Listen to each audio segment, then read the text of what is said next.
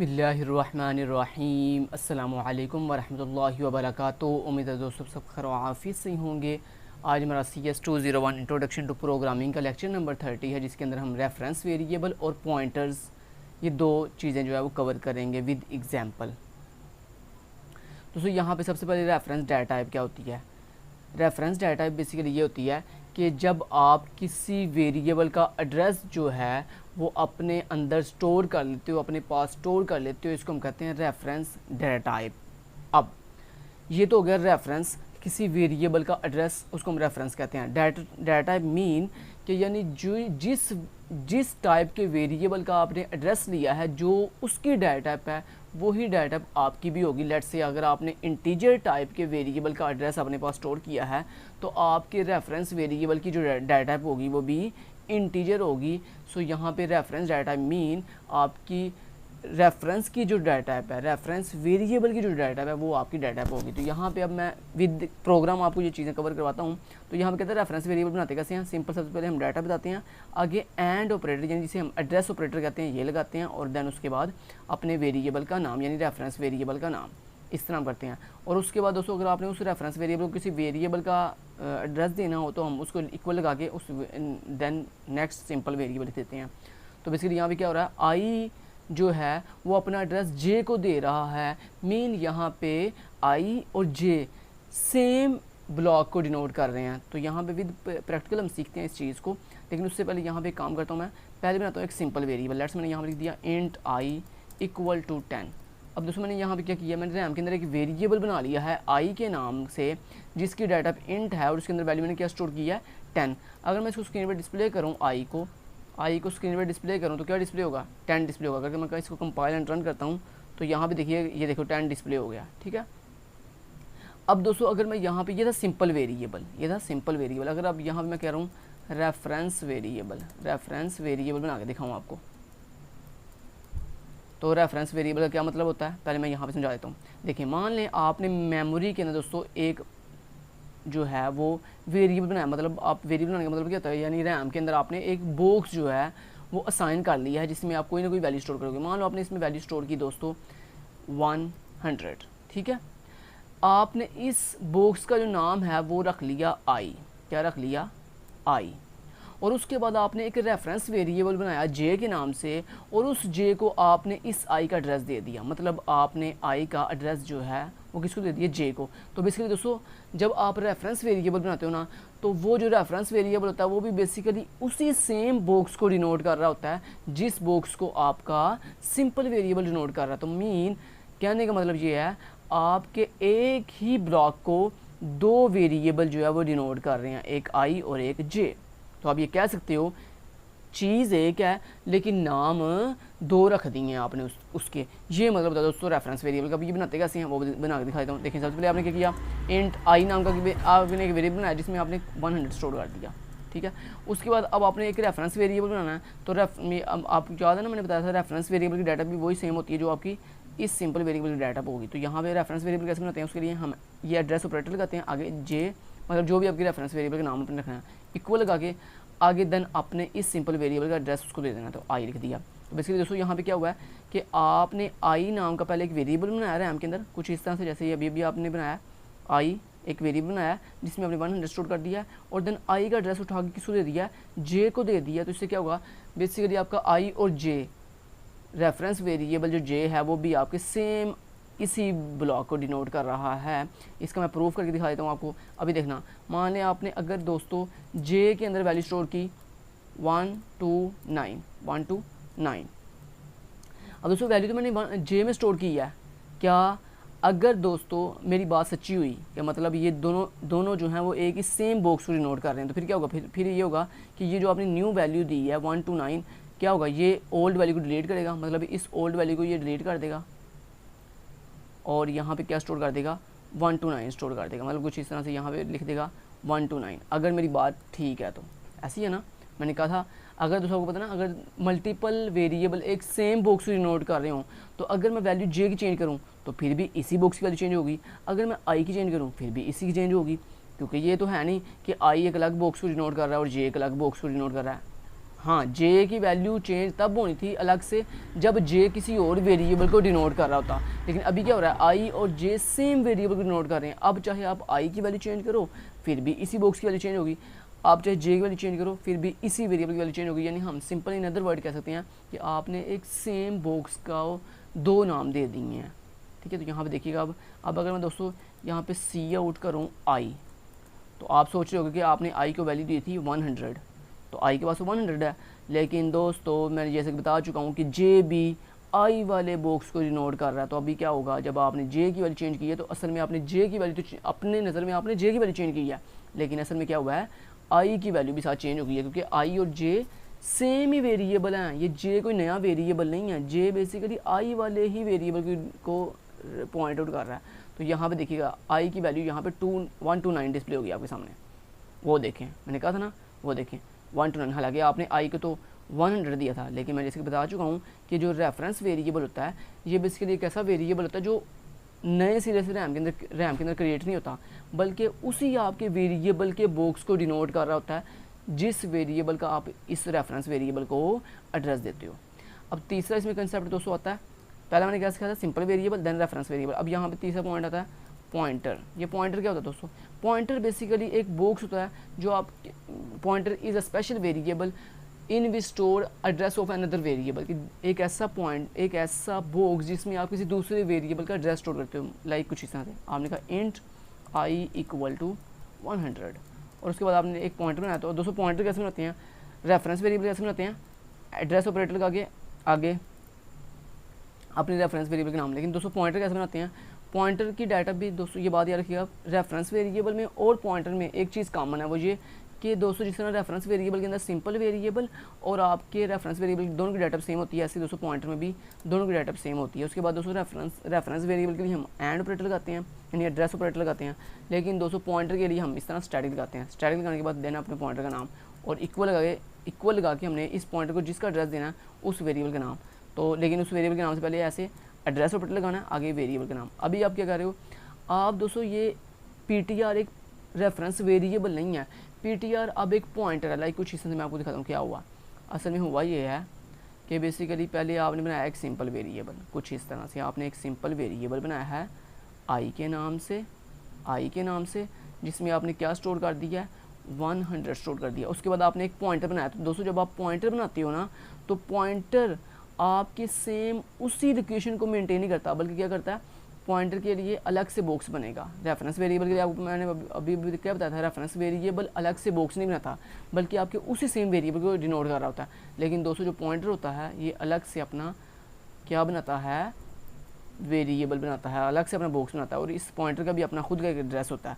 Let's say मान लो इसका address है 1000 और मान लो इस आई वेरिएबल का एड्रेस है 500।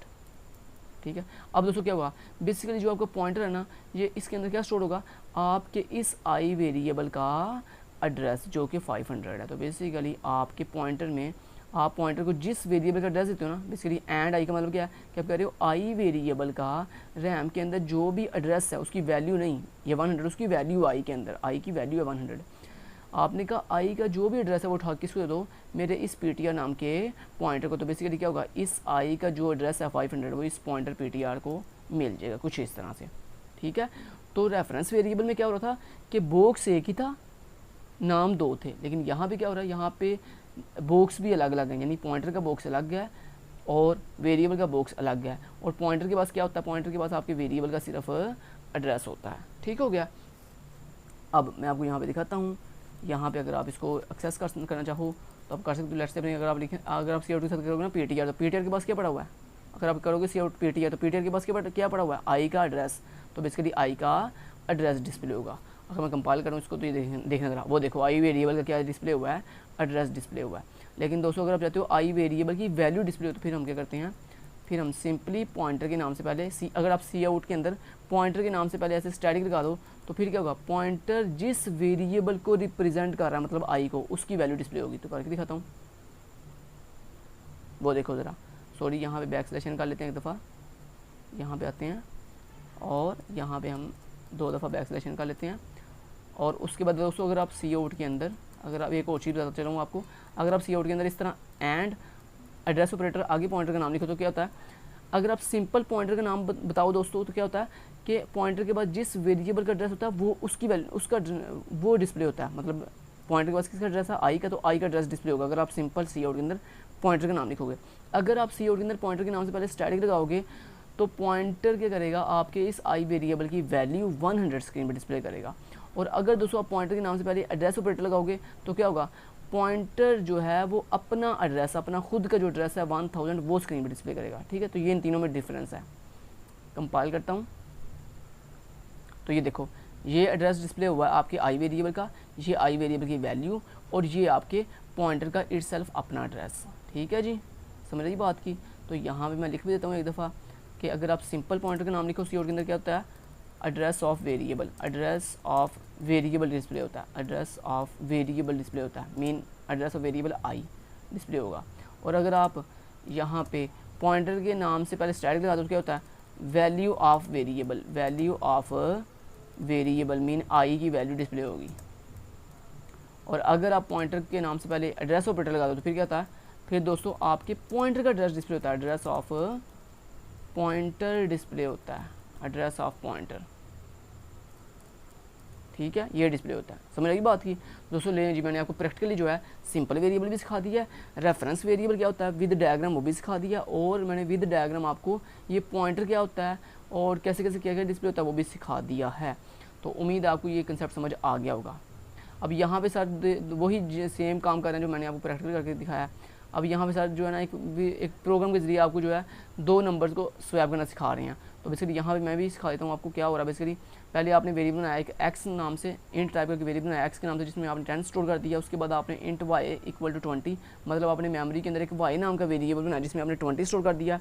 उसके बाद आपने एक इंट टाइप का टेम्प नाम से एक वेरिएबल क्रिएट किया। उसके बाद आपने क्या किया, टेम्प को इक्वल कर दिया वाई के, मतलब क्या हुआ कि वाई की जो वैल्यू थी 20 वो किसको मिल गई है, टेम्प को मिल गया। उसके बाद आपने क्या किया, वाई इक्वल टू एक्स, मतलब आप कह रहे हो एक्स की जो वैल्यू 10 है वो किसको दे दो, वाई को दे दो। तो बेसिकली 10 जो है वो किसको मिल गया, वाई को मिल गया। और उसके बाद आपने कहा एक्स इक्वल टू टेम्प, मतलब आपने कहा टेम्प के बाद जो मैंने अभी 20 स्टोर किया था वो किसको दे दो, एक्स को दे दो। बेसिकली क्या हुआ है कि इन 3 लाइन्स ऑफ कोड से आपकी जो वैल्यूज़ हैं वो स्वैप हो गई है, मतलब वाई की वैल्यू 20 एक्स को मिल गई है और एक्स की वैल्यू 10 जो है वो वाई को मिल गई है। तो बेसिकली ये आपने किया इस प्रोग्राम के अंदर, बाकी कुछ भी नहीं है। यहाँ पे मेन चीज़ें जो मेन प्रोग्राम था जो प्रैक्टिकल था वो मैंने आपको विद डायग्राम समझा दिया। यहाँ पे difference between reference and pointer, क्या फ़र्क है दोनों में, ये मैंने आपको अभी भी डायग्राम के थ्रू समझाया था ना कि रेफरेंस वेरिएबल क्या होता है कि एक ऐसा वेरिएबल जो आपके सेम बॉक्स एक ही होता है लेकिन उस बॉक्स के नाम 2 होते हैं। रेफरेंस वेरिएबल आपके बेसिकली सेम बॉक्स को डिनोट कर रहा होता है, लेकिन पॉइंटर जो है वो सेम बॉक्स को डिनोट नहीं कर रहा होता, बल्कि पॉइंटर आपका किसी दूसरे वेरिएबल के एड्रेस को डिनोट कर रहा होता है। ठीक है, तो यहाँ पे एक दफ़ा मैं आपको नीचे दोनों में डिफरेंस भी बता देता हूँ। तो यहाँ पे कहते हैं normally we do not have a need to create a reference variable to point to another data members to और डाटा वेरिएबल दैट एग्जिस्ट। कहता है नॉर्मली जो है वो हम किसी दूसरे वेरिएबल के एड्रेस को रिप्रेजेंट करने के लिए रेफरेंस वेरिएबल क्रिएट नहीं करते, हम क्या क्रिएट करते हैं, पॉइंटर क्रिएट करते हैं। और उसके बाद कहता है because creating synonyms that means 2 names for the same thing, मतलब क्यों ऐसा हम क्यों करते हैं दोस्तों, जैसे कि बता रहे हैं कि ऐसा हम इसलिए नहीं करते क्योंकि अगर आप जो है वो रेफरेंस वेरिएबल बनाते हो तो उससे क्या होता है, उससे बेसिकली आपकी सिनोनिम क्रिएट हो जाता है। सिनोनिम समझते हो ना, मतलब चीज़ एक है लेकिन उसके 2 नाम हैं। इन अ वे इज़ कन्फ्यूजिंग, और इससे क्या होता है आप कन्फ्यूज़ हो रहे हो कि ऐसा पता नहीं क्या हो रहा है। ठीक है, तो इसलिए कहता है कभी भी हम जो है वो किसी भी वेरिएबल के एड्रेस को रिप्रेजेंट करने के लिए कभी भी रेफरेंस वेरिएबल क्रिएट नहीं करते। लेकिन आगे उसने बात किया कहता है हम रेफरेंस वेरिएबल कब यूज़ करते हैं, ये बता रहा है। कहता है so reference variable are mostly use in function call, लेकिन कहता है हम मोस्टली जो है रेफरेंस वेरिएबल को फंक्शन कॉल के लिए सिर्फ यूज़ करते हैं। ठीक है, तो ये इंपॉर्टेंट एमसीक्यूज है कि रेफरेंस वेरिएबल को हम कब यूज़ करते हैं, फंक्शन कॉल के लिए। और जो रेफरेंस वेरिएबल होता है ये सिनोनिम्स की तरह होता है, मतलब चीज़ एक होती है लेकिन उसके नाम जो है वो 2 होते हैं जो कि कन्फ्यूजिंग होते हैं। उसके बाद नेक्स्ट वगैरह पॉइंटर के बारे में नेक्स्ट डिफरेंस बता रहा है, difference between pointer and reference is that we can do arithmetic with pointers. कहता है हम जो है वो पॉइंटर्स के थ्रू जो है वो डिफरेंट अरिथमेटिक ऑपरेशन भी परफॉर्म कर सकते हैं। कहता है we can increment decrement and reassign a pointer. कहता है हम पॉइंटर को जो है वो इंक्रीमेंट भी कर सकते हैं, पॉइंटर को डिक्रीमेंट भी कर सकते हैं और पॉइंटर को रीअसाइन भी कर सकते हैं, लेकिन this can not be done with reference. लेकिन कहता है हम रेफरेंस के थ्रू जो है रेफरेंस वेरिएबल को इंक्रीमेंट डिक्रीमेंट या रीअसाइन नहीं कर सकते। तो ये बात क्या उसने कही है बोला, उसने कहा पॉइंटर जो होता है, जो आपका पॉइंटर होता है, इसको आप इंक्रीमेंट भी कर सकते हो, इसको आप डिक्रीमेंट भी कर सकते हो और इसको आप रीअसाइन भी कर सकते हो। लेकिन दोस्तों जो आपका रेफरेंस वेरिएबल होता है उसको ना तो आप इंक्रीमेंट कर सकते हो, ना ही डिक्रीमेंट कर सकते हो और ना ही आप उसको रीअसाइन कर सकते हो। हाँ, सिर्फ आप रेफरेंस वेरिएबल को कब यूज़ करते हो, अपनी फंक्शन कॉलिंग के लिए। ठीक है। नेक्स्ट दोस्तों रेफरेंस एज रिटर्न वैल्यू कहता है अगर आपने अपने रेफरेंस को रिटर्न के तौर पर रेफरेंस जो है रेफरेंस वैल्यू जो है वो रिटर्न करनी है वापस, तो कैसे करते हैं, उसके लिए रिटर्न टाइप फंक्शन के नाम के शुरू पे जैसे आपको पता है फंक्शन के नाम से पहले हम रिटर्न टाइप बताते हैं। आगे कहता है सिर्फ एक नई चीज़ क्या आई है कि रिटर्न टाइप के बाद आपने ये एड्रेस ऑपरेटर लगाना है, तो आपकी वैल्यू रिटर्न नहीं होगी बल्कि उस वैल्यू का एड्रेस रिटर्न होगा। उसको दोस्तों नेक्स्ट पॉइंटर नेक्स्ट जो कंसेप्ट है वो है जी डेंगलिंग रेफरेंस। ये डेंगलिंग रेफरेंस क्या होता है, the calling program now has a reference variable that points to nowhere as the thing to which it points does not exist। मतलब ये कि जब आप किसी ग्लोबली वेरिएबल का एड्रेस, किसी ग्लोबली वेरिएबल का रेफरेंस यानी उसका एड्रेस किसी लोकल वेरिएबल को देते हो। लोकल वेरिएबल कौन सा था दोस्तों, एक ऐसा वेरिएबल जो किसी बॉडी में बनाया जाता है। जैसे देखो ये इंट आई जो है ये एक लोकल वेरिएबल है। लोकल वेरिएबल क्यों है, क्योंकि इसको आपने इस मेन की बॉडी के अंदर क्रिएट किया। लेकिन एक ऐसा वेरिएबल जो आप किसी बॉडी में क्रिएट ना करो बल्कि कुछ इस तरह से इंट एक्स इक्वल टू 5। अभी मुझे बताओ क्या एक्स वेरिएबल किसी बॉडी में मैंने क्रिएट किया, नहीं। तो ये एक्स क्या है, एक ग्लोबल वेरिएबल है। दोस्तों अगर आप एक ग्लोबल वेरिएबल का एड्रेस जो है इस लोकल वेरिएबल को दोगे तो ये क्या बन जाएगा, एक डेंगलिंग रेफरेंस बन जाएगा। डेंगलिंग रेफरेंस क्यों बन जाएगा, क्योंकि दोस्तों ये ग्लोबल वेरिएबल और ग्लोबल वेरिएबल का एड्रेस जो है वो एक ग्लोबल रेफरेंस वेरिएबल को ही देते हैं, किसी लोकल रेफरेंस को नहीं देते हैं। तो यही वो बात कर रहे हैं।